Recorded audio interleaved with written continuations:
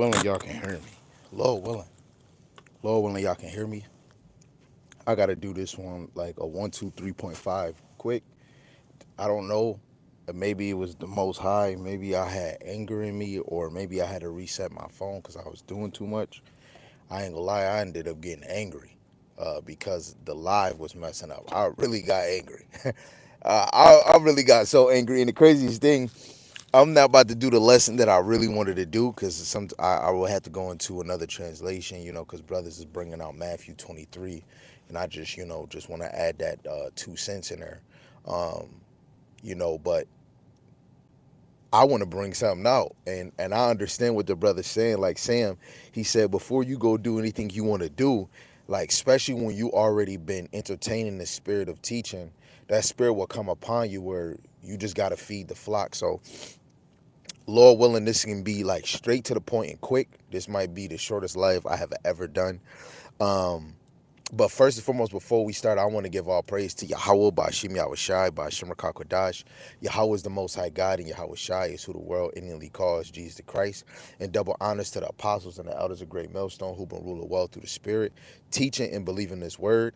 And shalom to the wives and the single sisters that's believers of this word. Lord willing, the most high can continue to put in their spirit. Um, to seek to be loving and silent and virtuous wives. And Lord willing, the Most High have mercy on the other brothers and sisters that's not in the faith. Even more mighty shalom, because I'm seeing brothers hit me up, even sisters, even this OG that was on Clubhouse. Brothers has hit me up that they are following the elder apostles of Great Millstone, let alone even the affiliates that have the same understanding. All praises, man. People hit me up like, yo, people falling out of camps that you seen for a minute, like people falling like hotcakes, and then people changing their whole understanding of the scriptures, man. Yahweh Shem and Yahushai is revealing like the true men. And whatever you see on your side, I'm not here to make anybody change nothing. I see what I see, me and my brothers, and all I can say, man, keep pushing for the men that labor in Great Millstone and the affiliates that have the same understanding, and the hopeful elect scatter four corners of the earth in and out of congregation that has the same mind frame of understanding. Keep your foot on that gas, man. Please keep your foot on the gas, man. Be watching, be the news anchor that all these other niggas is not, right? So we're going to go to Ezekiel, the 23rd chapter, and the point is really going into verse 1 and 4, but the whole chapter is dealing with the southern and northern kingdom. So let's get into it. It says, the word of Yahweh came again unto me, saying, Son of man, which is Ezekiel, there were two women, the daughters of one mother, right? It says, and they committed whoredoms in Egypt. They committed whoredoms in their youth. There were their beasts pressed, and there they bruised in teats of their virginity. Salaki. The names of them were Aholah, the elder, and Ahlobah, her sister. And they were mine, and they bare sons and daughters. Thus were their names. Samaria is Aloah, and Jerusalem is Alaba, and Aholah played the harlot when she was mine, and she doted on her lovers, on the Assyrians, her neighbors. When you go into Second Kings, Second Kings, the 17th chapter, is when the northern kingdom was cleaving to the Assyrians, right? And that's why the title says Israel act like two hoes. We act like two bitches. And I have to say, and it's crazy how everything is lining up. And regardless if anybody on Clubhouse see this and anybody else that's on YouTube, Facebook, Instagram, whoever could feel froggy, just leap. But niggas is getting in this thing for popularity, gang. Who looks better? You got women trying to outdo women, right? Scriptures show that is not, no emulation is getting in the kingdom. Jealousy is not getting in the kingdom for men or women. So get it right and get it tight. Brothers really want to be the best teacher, but you're not even on that level, right?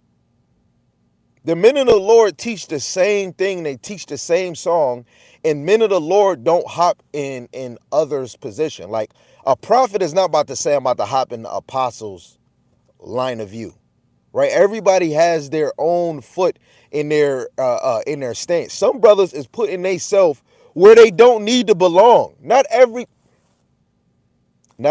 a prophet. Not everybody's a teacher. Not everybody's evangelist. Not every woman is a real true prophetess, even though prophetess is a woman that's married to a prophet.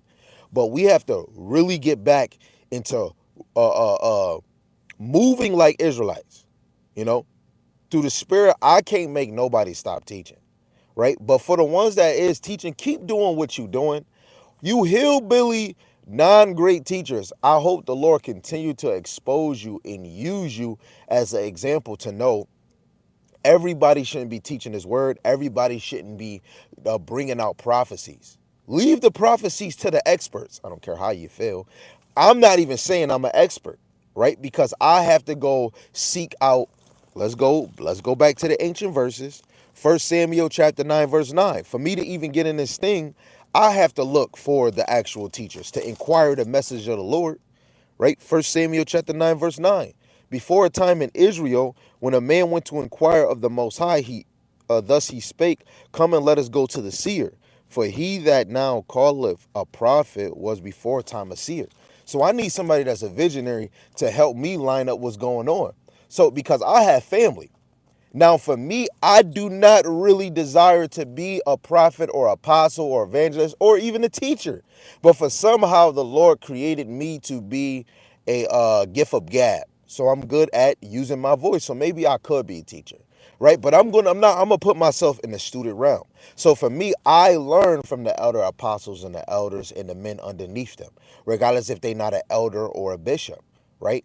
It's some brothers that's on fire in the spirit and Great Millstone and the affiliates, right? Especially the brother that do sit down in Vegas. I like the way that brother teach. How the elder in Great Millstone in Orlando, they whole camp, man, they from the Himalayas. They different. Now, my bringing up might be different than yours. Now, in this thing, I have my favorite teacher just like y'all. My favorite teacher is Yaramayan, Sam, and Asher. Those are the brothers I labor with. I really see these brothers. Those are my like top favorite because I see how they move it in real life physically. You know what I'm saying? But if we want to go on a higher level, Apostle Rimlab and Apostle Gabar, those is for me. So for you, fit who fits you.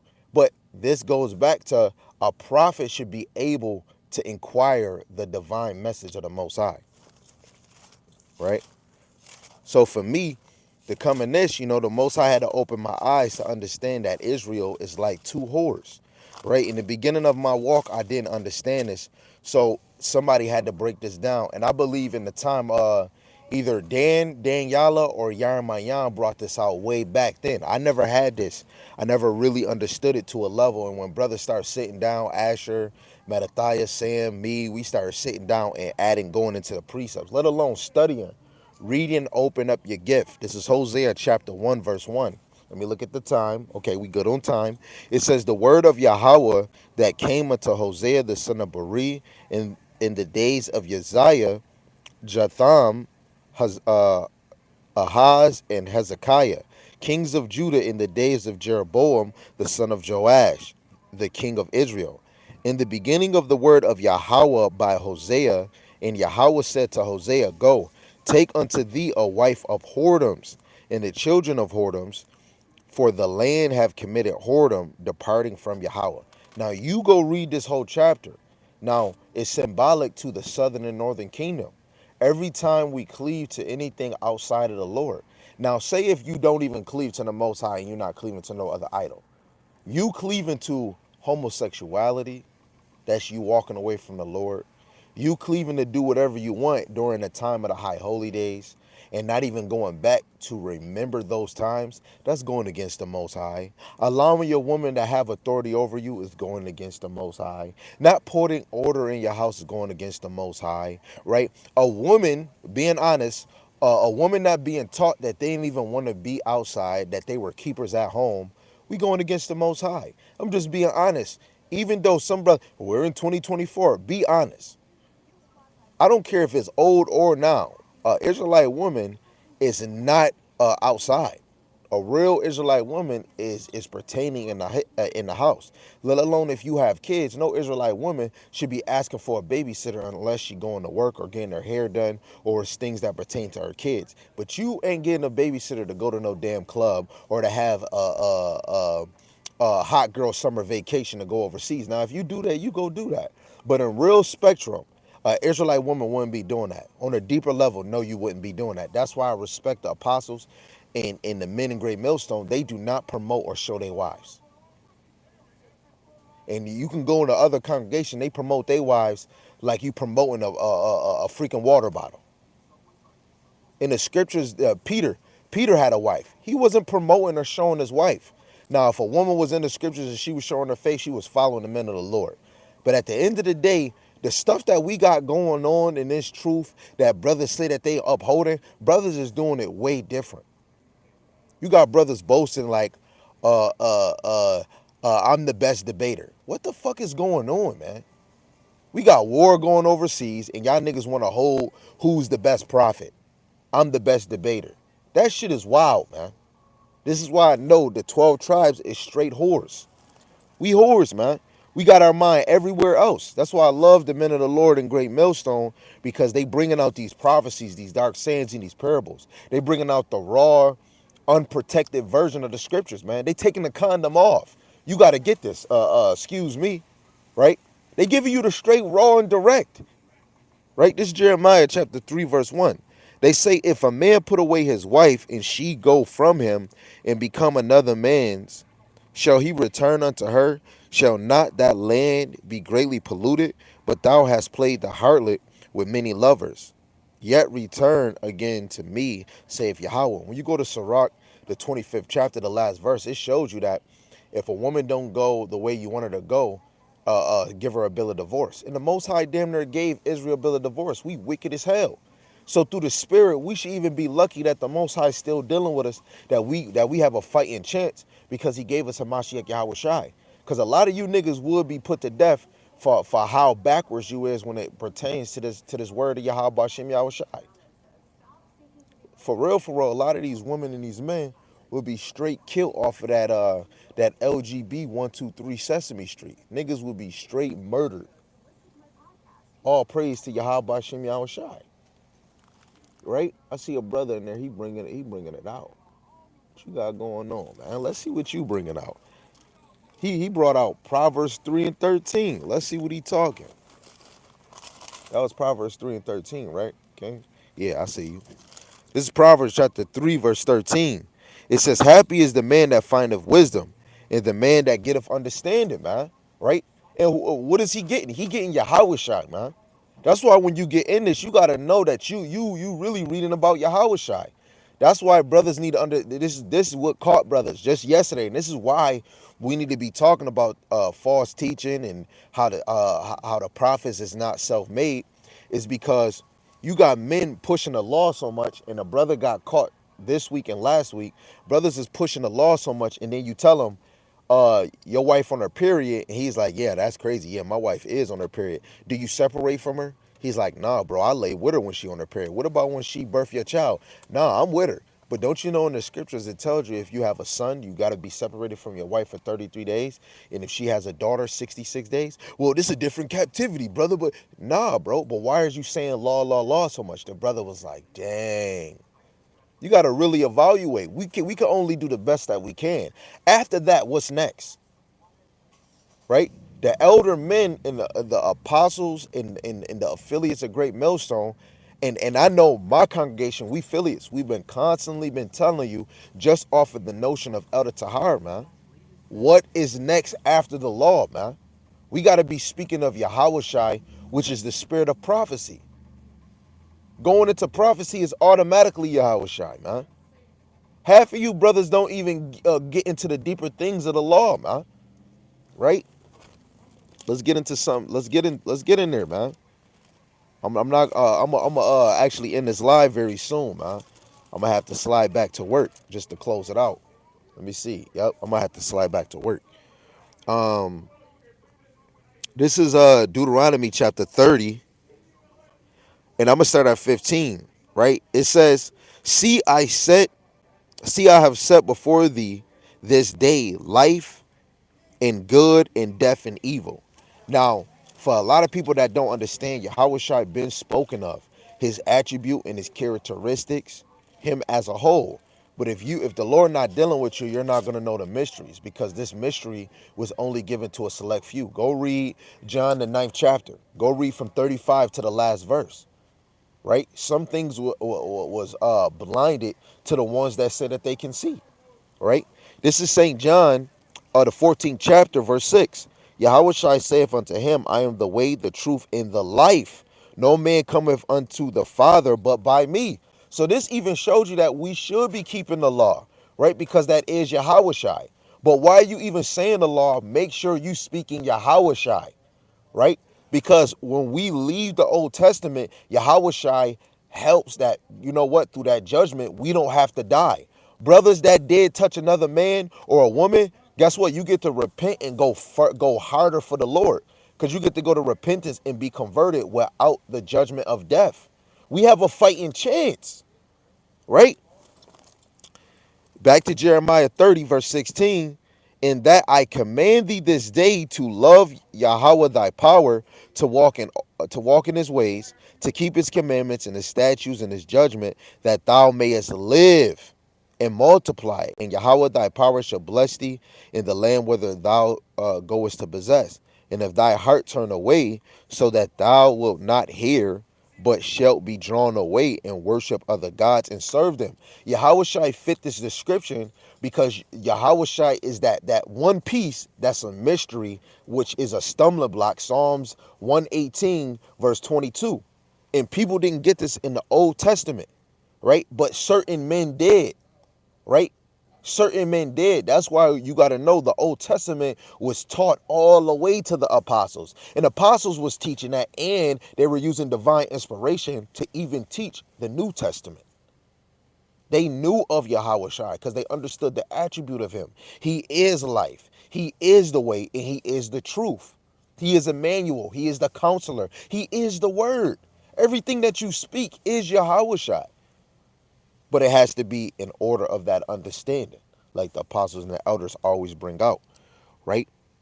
Verse 18, I denounce unto you this day that ye shall surely perish, and that ye shall not prolong your days upon the land, whether thou pass over it to go and to possess it, right? And what he said, he said, thou shalt perish. But in John 3:16, he said, for God so loved the world that he gave his begotten son, that whosoever believeth in him shall not perish. So we were supposed to believe in him in the Old Testament. But that shows you if the Lord is dealing with you, because the Lord will put it on your spirit to understand his mysteries, right? Let's go to St. John, the ninth chapter. It's crazy. I've been bringing this out for the past few days, right? This is St. John chapter 9, starting at 35. And Yahweh Shai heard that they had cast him out. And when he had found him, he did say unto him, doest thou believe on the Son of God? And he answered and said, who is he, Lord, that I might believe on him? And Yahushua said unto him, thou hast both seen him, and it is he that walketh with thee. Right? The bread of life became a living vessel. So all the Old Testament, our forefathers was talking the bread of life, which was Yahushua. Right? Verse 39, it says, and Yahushua said, for judgment I am coming to this world, that they would see not might see, that they would see might be blind. So it's a whole bunch of niggas. Oh, I see. I got to understand it. And the Lord blinded them. But the ones that don't see, the Lord came so that they might see. So when we see people physically blind in the scripture, those are the ones that came in this truth and was really blind. But the Lord seen in your heart that you had faith, man. For the ones that know, for the ones that know, I was blind in this truth.